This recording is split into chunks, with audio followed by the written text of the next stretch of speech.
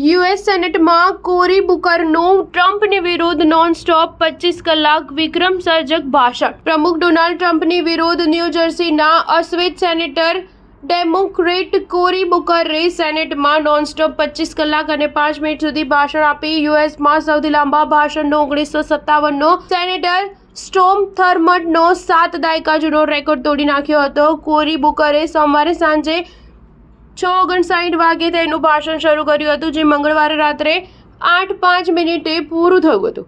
કોરીના ભાષણને ભૂતપૂર્વ ઉપપ્રમુખ કમલા હેરિસ તથા અન્ય સાથી ડેમોક્રેટ સેનેટર્સ દ્વારા વધાવી લેવામાં આવ્યું હતું, જ્યારે રિપબ્લિકન્સ સેનેટર્સે તેને પબ્લિસિટી સ્ટન્ટ ગણાવ્યો હતો. સેનેટના નિયમો અનુસાર ભાષણ દરમિયાન સેનેટર બ્રેક લઈ શકતો નથી, તે રેસ્ટ રૂમનો ઉપયોગ કરી શકતો નથી. ટ્રમ્પે અમેરિકાનું પ્રમુખ પદ સંભાળ્યા બાદ માત્ર 71 દિવસમાં જાતના નિર્ણયો લઈને અમેરિકન લોકતંત્રના પાયાને મોટું નુકસાન પહોંચાડ્યું હોવાનું કોરીએ તેના ભાષણમાં જણાવ્યું હતું. ડેમોક્રેટ સેનેટર કોરી બુકરે જણાવ્યું હતું કે હું આજે રાત્રે પણ ઊભો છું. તેનું કારણ એ છે કે હું ઈમાનદારીથી માનું છું કે આપણો દેશ સંકટમાં છે. સેનેટના નિયમો અનુસાર સેનેટરે ભાષણ આપતી વખતે હંમેશા ઊભા રહેવું પડે છે અને સતત બોલવું પડે છે. ભાષણ દરમિયાન બેસવાની મનાઈ છે અને પોતાના ભાષણ દરમિયાન સેનેટર બ્રેક લઈ શકતો નથી કે રેસ્ટ રૂમનો પણ ઉપયોગ કરી શકતો નથી. બુકરે